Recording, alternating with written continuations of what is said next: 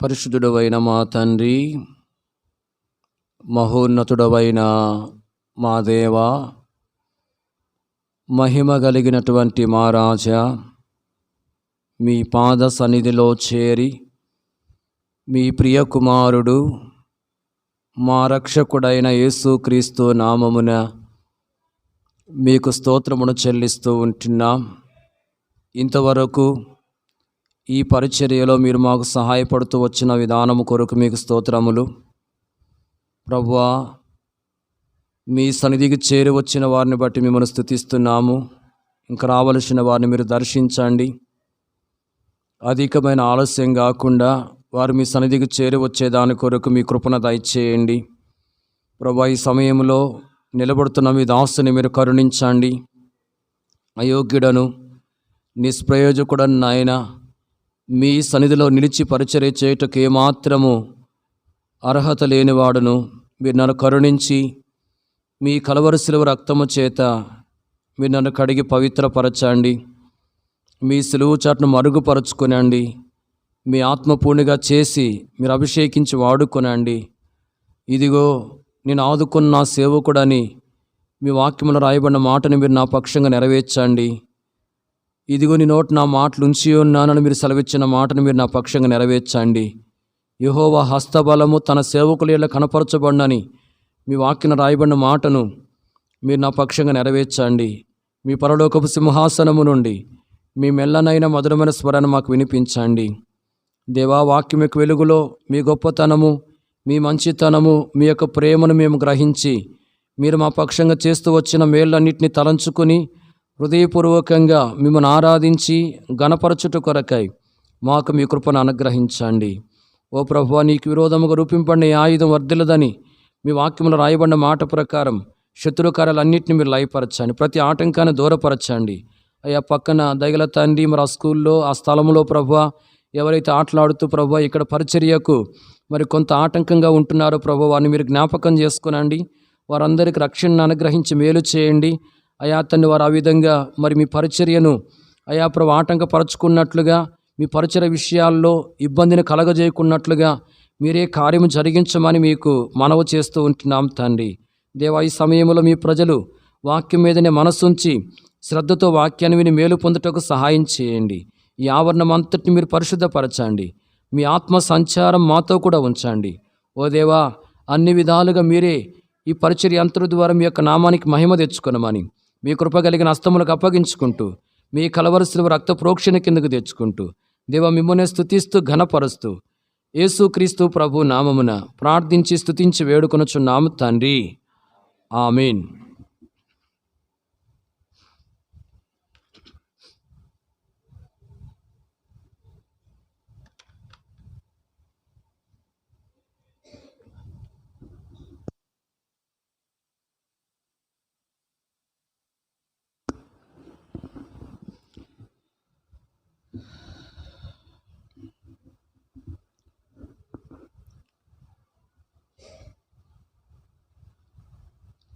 ఈ సమయంలో పరిశుద్ధ గ్రంథంలో నుండి కీర్తన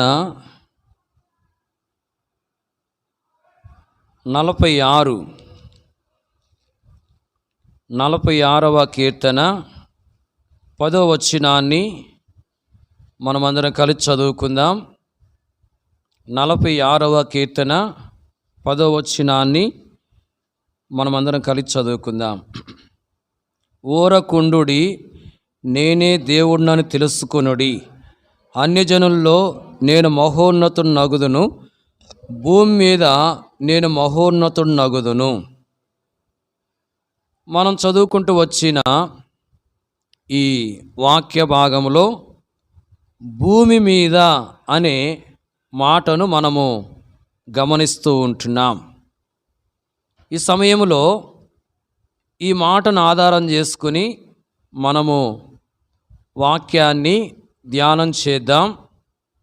భూమి మీద మన ప్రభువు ఎలాంటి వాడుగా ఉన్నాడో పరిశుద్ధ గ్రంథములో నుండి 3 విషయాలను మనం చూద్దాం.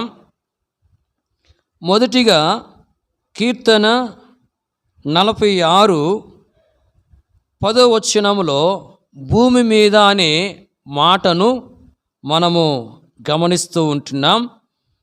మరి ఈ వచనము చివరి లైన్లో భూమి మీద నేను మహోన్నతునగుదును అనే మాట వ్రాయబడి ఉంది. అంటే ఈ భూమి మీద మన ప్రభువు ఎలాంటి వాడుగా ఉన్నాడు అంటే మహోన్నతుడుగా ఉన్నాడు.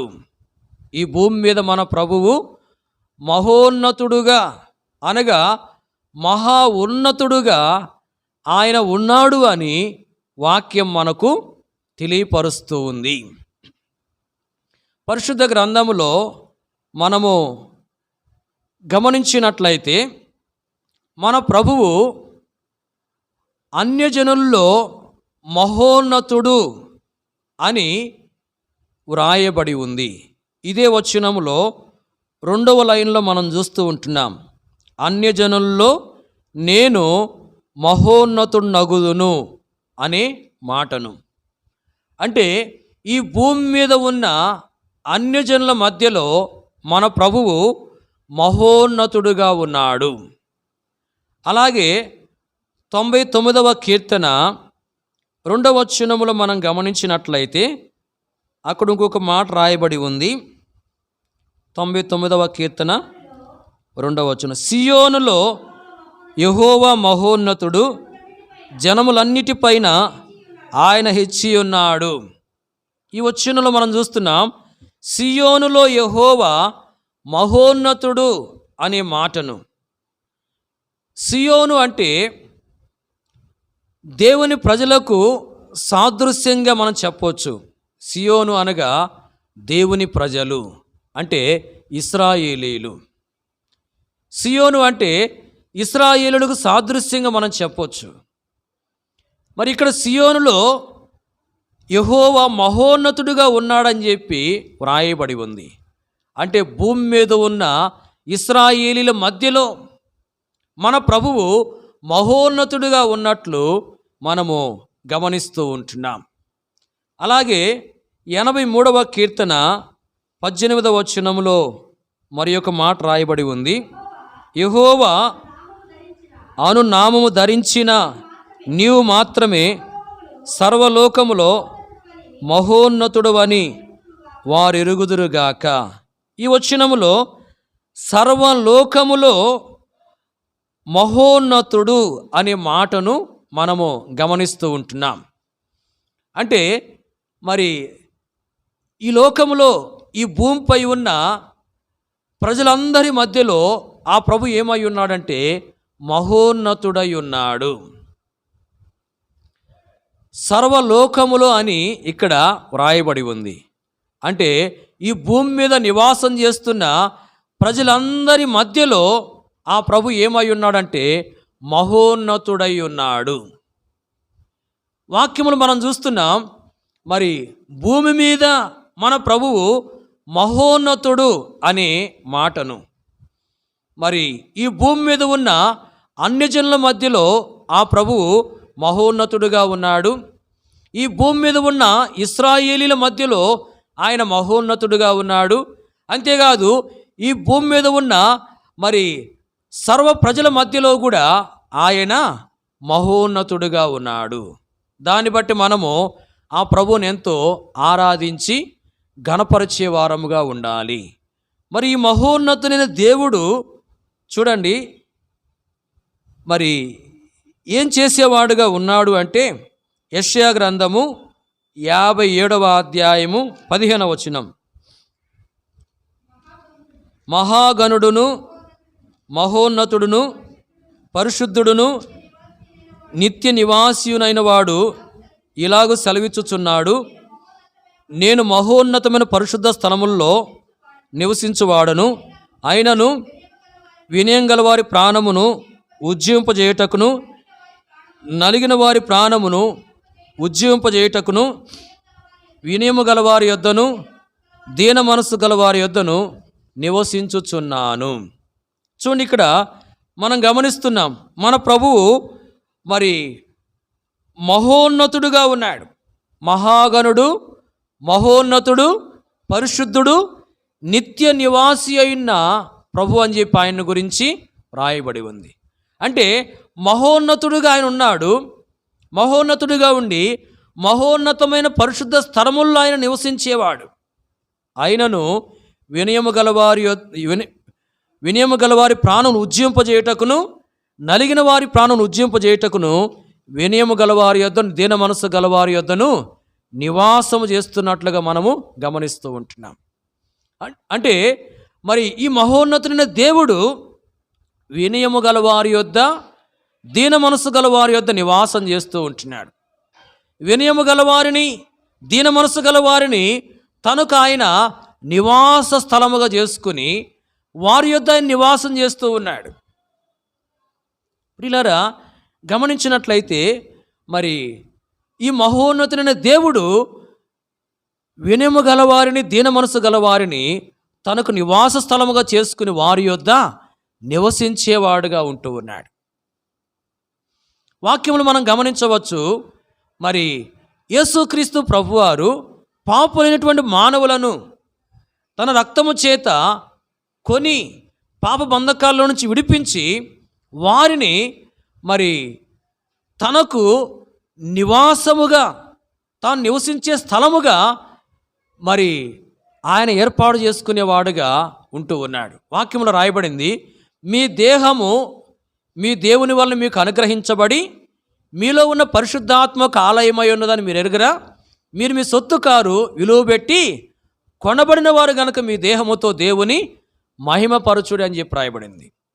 అంటే ఆ ప్రభువు విలువ పెట్టి మనుషులను కొని వారిని మరి పరిశుద్ధులుగా చేసి వారిలో ఆయన నివసించేవాడుగా ఉంటూ ఉన్నాడు.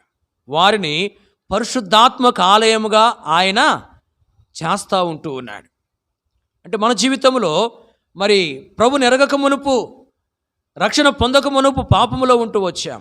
ప్రభునందు విశ్వాసం ఉంచి మన పాపాలు ఒప్పుకున్నట్టు ద్వారా ప్రభు మన పాపాలు క్షమించాడు. మనలను మరి పాప బంధకాల్లో నుంచి తన రక్తం ద్వారా కొని విమోచించాడు. మనలను పరిశుద్ధులుగా చేస్తూ వచ్చాడు. పరిశుద్ధులుగా చేసి మనల్ని ఆయన పరిశుద్ధాత్మక ఆలయముగా చేస్తూ వచ్చాడు. ఇప్పుడు మనం ప్రభువునకు ఏమైనామంటే ఆలయముగా లేక నివాస స్థలముగా చేయబడతా వచ్చాం. మహోన్నతుడైన దేవుడు వినయం గలవారిని, దీన మనసు గలవారిని తనకు నివాస స్థలముగా చేసుకుంటా ఉన్నాడు. అలాగే మరి పాపులమైన మనలను తన రక్తం ద్వారా పాప బంధకాల్లో నుంచి కొని విమోచించి పరిశుద్ధపరిచి మనలను ఆయన తనకు నివాస స్థలముగా చేసుకుంటా వచ్చాడు. మనం ఇప్పుడు ప్రభువునకు నివాస స్థలముగా చేయబడతా వచ్చాం. ప్రభువు మనలో నివసిస్తూ ఉన్నాడు. కాబట్టి మనం ప్రభువునకు నివాస స్థలముగా ఉండడము అంటే అది ఎంతో గొప్ప భాగ్యము. కాబట్టి ఇట్టి గొప్ప భాగ్యాన్ని ఆ ప్రభు మనకిచ్చాడు కనుక మనం ప్రభుని ఏం చేయాలంటే ఆరాధించి గణపరిచే వారముగా ఉండాలి. అలాగే వాక్యం మనం చూస్తే ఈ మహోన్నతుని దేవుడు చూడండి, 91వ కీర్తన 9వ వచనం, యెహోవా నీవే నా ఆశ్రయము అని నీవు మహోన్నతుడైన దేవుని నీకు నివాస స్థలముగా చేసుకొని ఉన్నావు. ఇక్కడ భక్తుడు మరి దేవుణ్ణి తనకు నివాస స్థలముగా చేసుకుంటూ వచ్చినట్లుగా మనము గమనిస్తూ ఉంటున్నాం. యెహోవా నీవే నా ఆశ్రయము అని నీవు మహోన్నతుడైన దేవుని నీకు నివాస స్థలముగా చేసుకొని ఉన్నావు అని చెప్పి ఇక్కడ రాయబడింది. అంటే భక్తుడు దేవుణ్ణి, ఈ మహోన్నతుడైన దేవుణ్ణి తనకు నివాస స్థలముగా చేసుకుంటా వచ్చాడు. అంటే దేవుడు, ఈ మహోన్నతుడైన దేవుడు తన ప్రజలకు నివాస స్థలముగా ఉంటూ ఉన్నాడు. తన ప్రజలు నివసించే స్థలముగా ఆయన ఉంటా ఉన్నాడు. మరి ప్రభువే నివాస స్థలంగా మనకున్నప్పుడు మనము ఎలా ఉంటామంటే భద్రంగా ఉంటాము, మనకు క్షేమం ఉంటుంది, మనం కాపాడబడే వారంగా ఉంటాం. అంటే ఈ మహోన్నతుడైన దేవుడు మనకు నివాస స్థలముగా ఉండి మనల్ని ఏం చేస్తూ ఉన్నాడంటే భద్రపరుస్తూ ఉన్నాడు. పిల్లలు, ఎప్పుడు ఆయన మనకు నివాస స్థలముగా చేయబడతాడంటే ఇక్కడ భక్తుని వలె మనం ఆయన ఆశ్రయించినప్పుడు, యెహోవా నీవే నా ఆశ్రయము అని చెప్పి మనం కూడా ఏం చేయాలి? ఆయన మనం ఆశ్రయించాలి. అప్పుడు మనకు ఆయన నివాస స్థలముగా ఉండి మనల్ని భద్రపరిచేవాడుగా ఉంటాడు. ప్రియులారా, భూమి మీద మన ప్రభువు ఎలాంటి వాడు అంటే మనం చూస్తున్నాం, భూమి మీద మన ప్రభువు మహోన్నతుడుగా ఉన్నాడు. ఈ మహోన్నతుడైనటువంటి ప్రభువు మనలను మరి తన రక్తమిచ్చి కొని విమోచించి పరిశుద్ధపరిచి తనకు నివాస స్థలముగా చేసుకుని మనకు గొప్ప ధన్యతనిచ్చాడు. మనము ప్రభువునకు నివాస స్థలముగా ఉండడం అనేది గొప్ప ధన్యత. అలాగే ఈ మహోన్నతుడైన దేవుడు మనకు నివాస స్థలముగా ఉండి మనల్ని ఏం చేస్తున్నాడంటే భద్రపరుస్తూ ఉన్నాడు. కాబట్టి మనము ఈ మహోన్నతుడైన దేవుణ్ణి ఆరాధించి గణపరిచే వారముగా ఉండాలి. భూమి మీద మన ప్రభువు మహోన్నతుడుగా ఉన్నాడు అనే విషయాన్ని మనం చూస్తూ ఉంటున్నాం. కాబట్టి ఆయన మహోన్నతుడుగా ఉన్నదాన్ని బట్టి మనం ఆయన ఆరాధించి గణపరిచే వారముగా ఉండాలి. రెండోదిగా చూడండి, మత్తయి సువార్త 9వ అధ్యాయము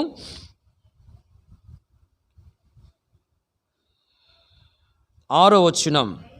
అయినను పాపములు క్షమించుటకు భూమి మీద మనుష్య కుమారునికి అధికారము కలదని మీరు తెలుసుకొనవలనని చెప్పి ఆయన పక్షవాయువు గల వాని చూచి, నీవు లేచి నీ మంచం ఎత్తుకుని నీ ఇంటికి పొమ్మని చెప్పగా, ఈ వచనములు భూమి మీద అనే మాటను మనము గమనిస్తూ ఉంటున్నాం.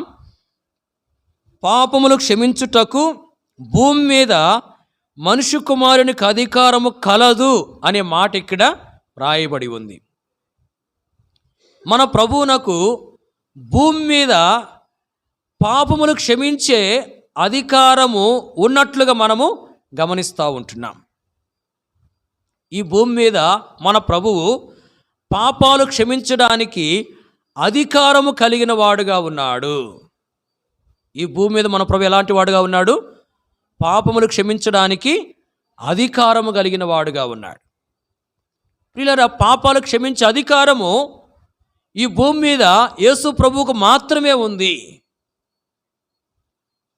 ఏం కారణం అంటే, మరి వాక్యములు మనం గమనించవచ్చు, దేవుడొక్కడే పాపములు క్షమించడానికి అధికారం కలిగిన వాడని మార్కు సువార్తలో మనం 2వ అధ్యాయంలో గమనించవచ్చు. అంటే దేవుని ఒక్కనికే పాపాలు క్షమించే అధికారం ఉంది. ఇప్పుడు యేసుక్రీస్తు ప్రభువారు దేవుడు గనుక ఆయనకు పాపాలు క్షమించే అధికారం ఉంది. వాక్యంలో రోమిలకు రాసిన పత్రిక 9:5లో రాయబడి ఉంది, ఈయన సర్వాధికారి అయిన దేవుడై ఉండి నిరంతరము స్తోత్రార్హుడై ఉన్నాడని చెప్పి రాయబడి ఉంది. అంటే యేసు ప్రభువారు సర్వాధికారి అయిన దేవుడుగా ఉన్నాడు. ఆయన దేవుడుగా ఉన్నాడు గనక ఆయనకు ఈ భూమి మీద పాపాలు క్షమించే అధికారం ఉంది. గమనించండి, యేసు ప్రభువారు దేవుడు గనుక మరి ఆయనకు పాపాలు క్షమించే అధికారం ఉంది ఈ భూమి మీద. అంతేకాదు, పాపాలు క్షమించబడాలంటే ఏ కార్యమైతే చేయాలో ఆ కార్యాన్ని యేసు ప్రభు చేస్తూ వచ్చాడు. కాబట్టి యేసు ప్రభు వారికి పాపాలు క్షమించే అధికారం ఉంది. ఏంది ఆ కార్యం అంటే, వాక్యంలో రాయబడింది, రక్తము చిందించకుండా పాపక్షమాపణ కలగదు అని. పాపాలు క్షమించబడాలంటే రక్తము చిందించబడాలి. ఏ రక్తము? ఎడ్ల రక్తం, మేకల రక్తం, కోడెల రక్తం, పుట్టెల రక్తం మానవుని యొక్క పాపాన్ని తీసివేయలేదు. మనుషులు పాపం చేశారు. మనుషుల యొక్క పాపం పోవాలంటే, మనుషుల యొక్క పాపాలు క్షమించబడాలంటే పాపము లేని మనుషుడు అంటే పరిశుద్ధులైన మనుషుడు పాపుల కొరకే రక్తాన్ని చిందించాలి. ఈ లోకానికి మరి ఎంతోమంది వచ్చారు, కానీ మరి ఎవరే కానీ రక్తాన్ని చిందించలేదు. యేసు ప్రభు మాత్రమే రక్తాన్ని చిందించాడు. గమనించండి, యేసు ప్రభు వారు దేవుడై ఉండి మనుషుడిగా ఈ యొక్క లోకానికి వచ్చాడు.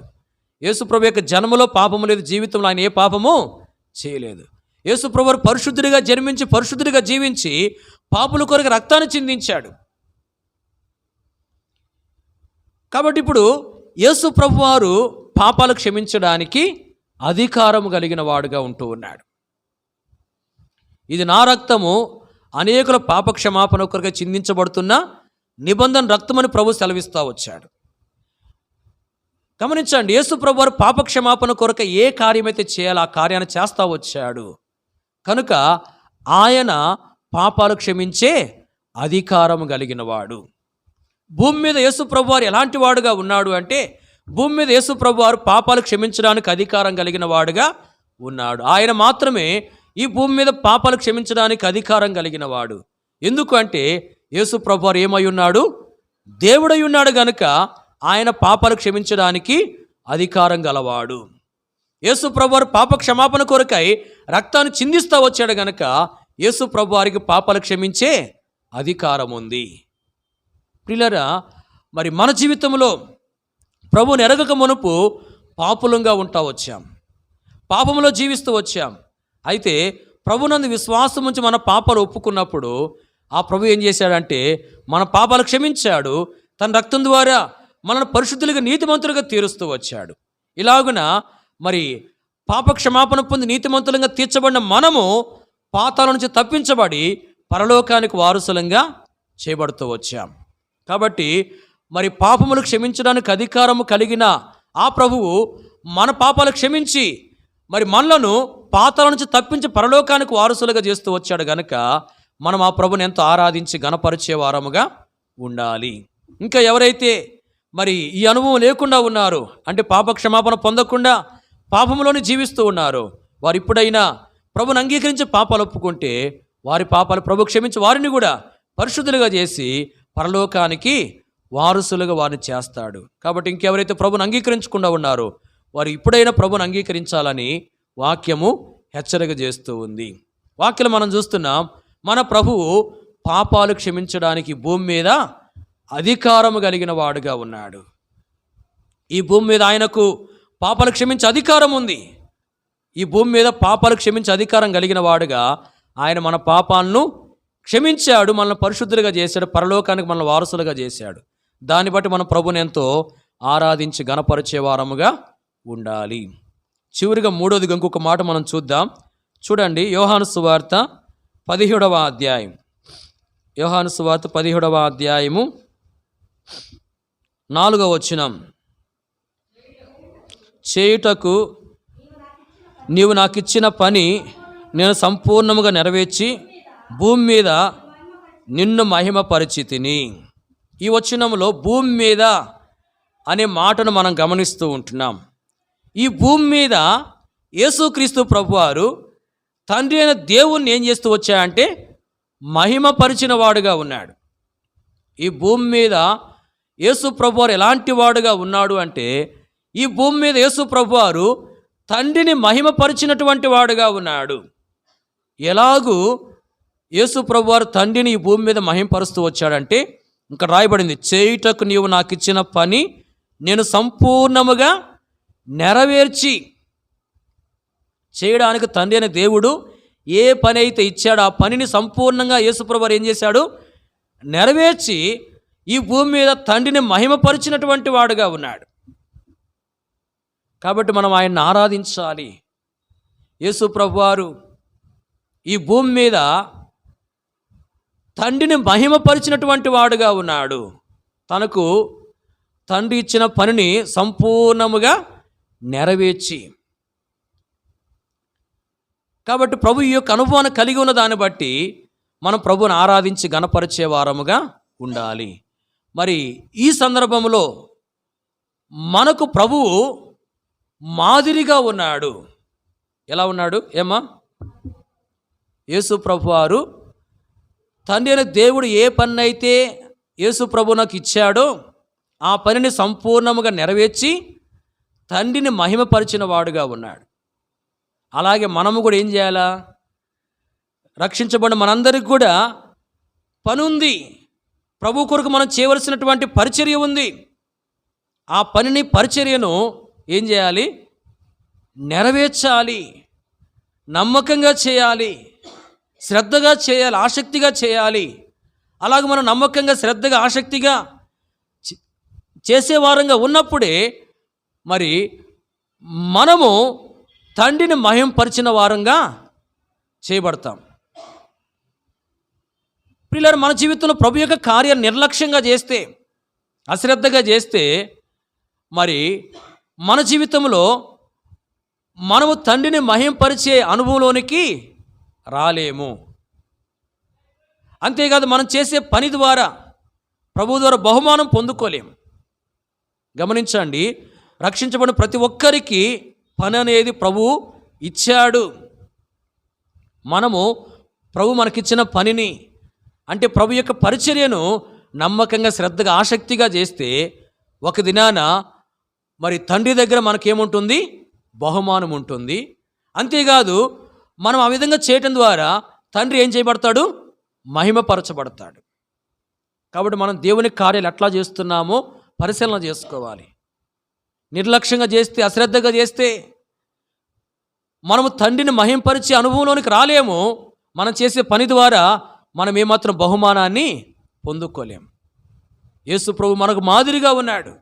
యేసు ప్రభు ఈ భూమి మీద తండ్రిని మహిమపరిచాడు.